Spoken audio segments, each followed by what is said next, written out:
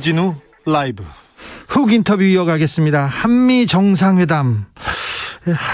정상회담에서 바이든 행정부는 성김 대북 특별대표를 깜짝 임명했습니다. 문재인 대통령은 북한에 우리는 대화에 준비가 돼 있다는 메시지를 보낸 것이라고 평가했는데요. 토니 블링컨 미국 국무장관은 공은 북한 코트에 있다, 이렇게 북한의 호응을 촉구했습니다. 이제 남북 간에서 실질적인 진전을 좀 만들어야 할 텐데요. 대북 대화 어떻게 시작하면 될지 고민해 보겠습니다. 이종석 전 통일부 장관, 안녕하세요. 예, 안녕하십니까. 네, 장관님. 네, 안녕하세요. 네. 건강 어떠세요? 예, 건강 좋습니다. 네. 주 기자도 건강 괜찮으세요? 네, 괜찮습니다. 바쁘실 텐데. 네, 괜찮습니다. 문 대통령은 최고의 순방이었다, 최고의 회담이었다, 이렇게 방미 성과를 평가했는데, 장관님 이번 한미 정상회담 어떻게 보셨어요?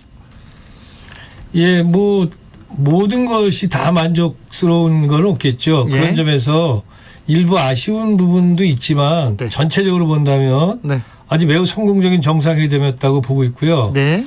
다들 이미들 말씀하셨습니다마는 그 한미 그 미사일 지침 종료 선언이라든가 네. 그다음에 미국의 남북 대화 지지, 협력 지지한 거, 그리고 글로벌 백신 파트너십 아까 계속 말씀도 있었지 않습니까? 네. 그리고 첨단 제조업 분야에서의 어떤 안정적 공급망 구축을 위해서 협력하는 합의한 거. 네. 근데 이런 것들이 제가 왜 이게 중요하다고 생각하냐면은 사실은 그동안의 한미 정상회담은 우리의 안보에 대해서 미국이 나름대로 이제 그 보장을 해주는 대신에 우리가 미국에 대해서 뭔가 이렇게 또 거기에 어떤 대가를 지불하는 형태로 해서 있었는데, 주로 이번에는 무기를 그것이 샀죠. 아니라 네. 예, 무기 사고 이런 거죠, 사실. 네. 이번엔 그렇지만은 사실은 미국이 한국의 제고된 국가 능력, 네. 이 국가 능력이라는 것은 단순히 어떤 무슨 안보상의 문제가 아니라 민주주의 산업 이런 거 아닙니까? 특히 산업에서의 그 국가 능력을 인정해서 미국이 원하는 지금 현재 미국의 필요에 의한 미국의 종합적 국가 전략으로서 지금 첨단 기술 산업들을 육성하고 그다음에 백신에 대한 계획을 갖고 있지 않습니까? 네. 여기에 한국을 갖다 파트너로 인정하고 자기의 필요성을 맞추기 위해서 한국 정부에 여러 가지 요청을 했습니다. 예. 그러다 보니까 우리도 좋고 미국도 좋은 이른바 호혜적인 한미 정상회담인데요. 제가 기억하기에 아마 이번처럼 호혜적인 한미 정상회담이 이루어진 거는 아마 거의 처음 아닌가, 이 정도로 광범위하게, 이런 생각이 들었고요. 그래서 지금 이번에 이제 한미 관계가, 한미 동맹이 안보 분야를 넘어서서 민주주의 그리고 산업 분야까지 확장되는 어떤 포괄성을 띠고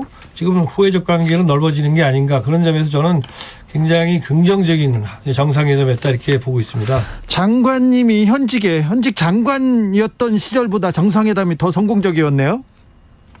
아, 예, 그러면요. 그때는 지금보다 우리의 국가 위상도 물론 그때 지금 그만치 못했지만, 또 한편으로 미국과 우리가 나름대로 서로를 존중하면서 나름대로 줄 것과 받을 걸 갖다가 호혜적으로 했던 경우는 우리 때만이 아니라 많지 않았죠, 사실. 네. 예. 미사일 지침 해제, 미사일 독립 만세라고 얘기하는 사람도 있었는데, 이 부분은 우리한테 어떤 의미가 있습니까? 예, 어느 나라나 마찬가지입니다만은 미사일 사정거리라든가 이런 미사일을 개발할 수 있는 권리가 다 있는 거잖아요. 네. 그런데 우리는 이제 우리 안보의 특수성을 감안해서 미국과 우리가 협약을 맺어서 우리의 사실 미사일 사정거리를 지금까지 제약시켜 왔습니다. 네. 미국에 의해서.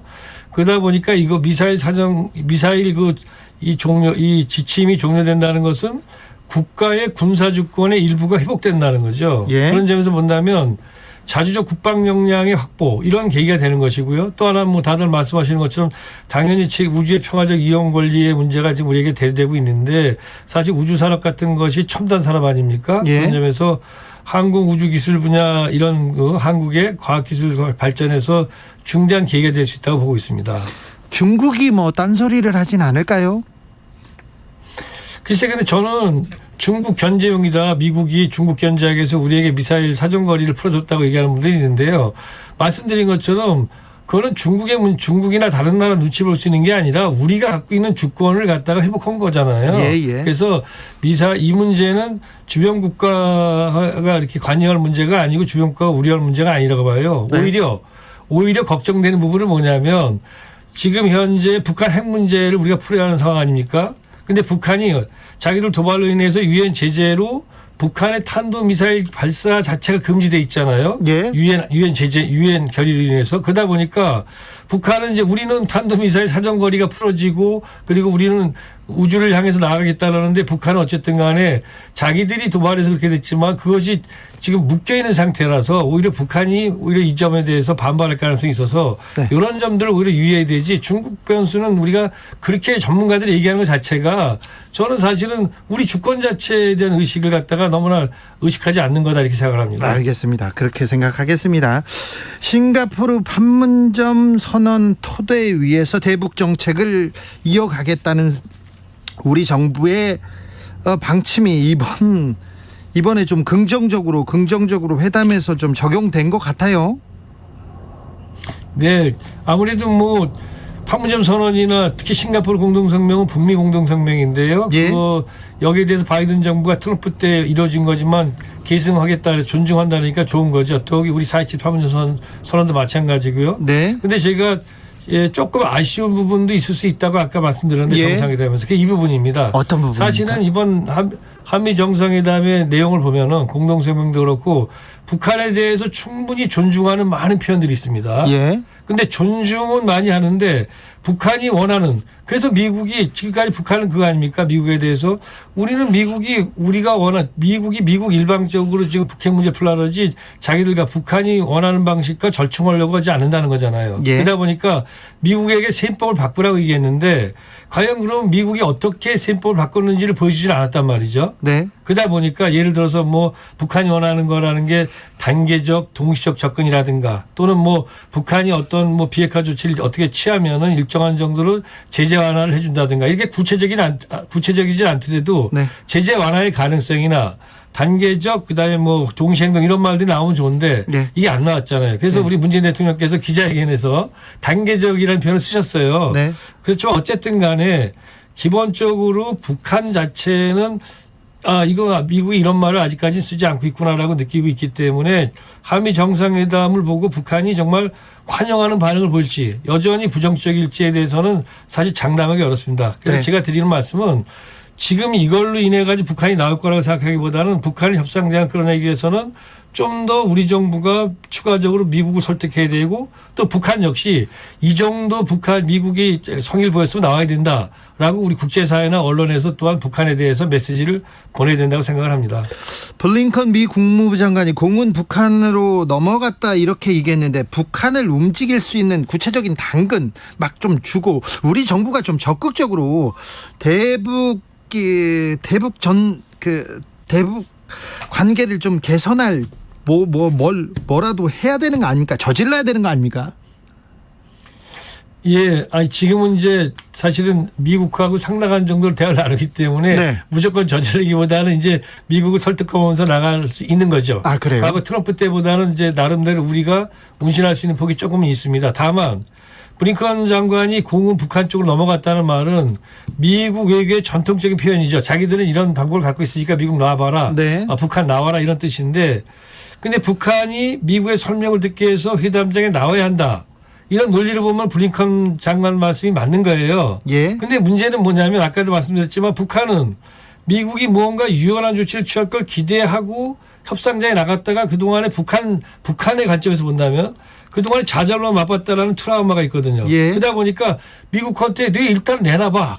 방법을. 안 내놨잖아요. 그러니까 북한은 여전히 기다릴 수밖에 없는 상황이 되다 보니까 제가 볼 때 정확히 공은 북한 쪽에 있는 게 아니라 네트 위에 있는 것이다. 그러다 보니까 미국이나 북한이나 좀 더 진지하게 한 발짝 더 나가야 된다고 생각합니다. 알겠습니다. 공이 네트 위에 있군요. 장관님 멋있습니다. 네. 표현이. 북한의 입장은 언제쯤 나올 건가요? 혹시 좀 더 구체적인 뭔가를 내놔라 하면서 좀 도발할 가능성도 있나요? 글쎄요, 뭐 지금 북한 제가 아까 말씀드린 것처럼 이게 지금 약간 좀 나올지 안 나올지 아주 애매모호한 정도의 이런 상황이기 때문에 네. 우리가 정확하게 얘기 못합니다. 다만 북한이 이 시점에서 도발을 감행하거나 그러진 않을 것 같아요. 다만 이거를 만족할 거냐 하는 점에서는 조금 만족스럽지 못하다는 입장을 표할 가능성도 있고, 그렇지만 북한 역시 현재 상황에 대해서는 미국이 상당한 정도로 성의를 보인 건 사실 아닙니까? 예. 그러다 보니까 아마 좀처럼 그냥 거부하기도 어려울 것 같다. 그러다 보니까 약간의 신강이가 있을 수 있는데 네. 이때 북한을 잘 설득을 해서 나오게 해야 된다고 생각을 합니다.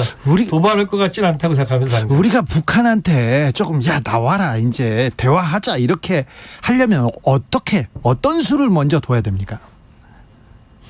뭐 일단은 우리가 한미 정상회담에서 일단은 미국 바이든 대통령하고 문재인 대통령이 북핵 문제나 한반도 정세에 대해서 상당히 외교적 해결을 하고 평화적으로 할 것이며 또 여러 가지 북한의 입장도 고려해서 하겠다는 그런 표현을 하셨잖아요. 예. 그렇기 때문에 그 자체가 이미 우리로서는 일종의 북한에 대한 레버리지랄까 영향력, 지렛대가 좀 된 거죠. 그래서 이 시점 여기서 조금만 더 우리가 미국에게 조금 추가적인 조금 긍정적인 조치를 하게 만들고, 또 북한에게 우리 입장을 잘 이번 바이든 대통령과 문재인 대통령과의 회담을 잘 설명할 수 있는 나름대로의 계기를 마련한다면 저는 뭐 남북 대화가 어렵지 않다 이렇게 보고 있습니다. 조금만 더 약간만 힘을 더 내면 된다 이렇게 생각합니다. 약간 더 힘을 내야 되는데요.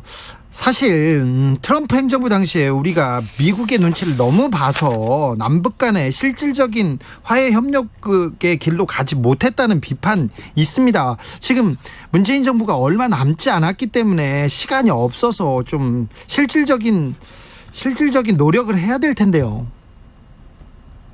예, 뭐 사실은 저도 뭐 모든 걸 다 하는 건 아니지만 정부가 노력은 많이 요즘 와가지고 특히 새로운 이제 지난번에 외교장관도 바뀌고 또 안보실장도 또 이제 바꾸고 이러지 않았습니까? 네. 그리고 이제 국정원장을 바꾸고 이 뒤로는 상당한 정도의 노력들을 하고 있는 걸로 알고 있고요. 그 노력이 이번 한미 정상회담에서도 미국의 좀 유연한 태도 이런 것들을 끌어내는데 큰 역할을 했다고 생각합니다. 그래서 시간은 많이 남아 있지 않지만 이 정부가 저는 이 정부에 대해서 저는 작년에 많이 비판했는데 지금은 나름대로 힘을 내려고 애를 쓰고 있어서 네. 조금 더 결기를 가지고 네. 좀 이제 북한한테나 미국한테나 좀 더 이렇게 강하게 푸시하면서 네. 좀 해법도 내고 이랬으면 좋겠다는 생각을 합니다. 노무현 전 대통령 서거 12주기였는데요. 노무현 대통령이 계셨으면 이 한반도 문제를 어떻게 풀었을까요? 그 당시에 가장 남북 문제를 두고 가장 고민하신 노 대통령하고 가장 고민을 많이 한 분이 장관님이어서 여쭤봅니다. 글쎄요, 노 대통령이 계셨던 시기는 지금부터 15년 전 이상의 뒤에 전이기 때문에 상황이 다르고 그래서 그때를 비교해가지고 그때 계셨던 분이 지금 어떻게 하실 거라는 얘기를 하는 건 좀 너무 쉽지 않은 얘기인데요. 다만 분명한 것은 어려울 때일수록 그다음에 풀리지 않을 때일수록 우리가 원칙을 가지고 또 한편으로는 눈 딱 감고 결기를 가지고 내 원칙을 갖다가 가지고 추진해 나가야 되고, 어떤 때는 그걸 갖다가 동맹이라 하더라도 내 입장을 갖다 밝혀서 좀 내 입장대로 동맹을 끌고 오려는 힘도 있어야 되는데, 제가 그런데 이런 얘기를 갖다가 작년 같으면 아주 세게 했을 텐데 네. 올해 들어와서는 바이든 정부가 나름대로 한국 정부 입장을 많이 좀 경청을 해서 저는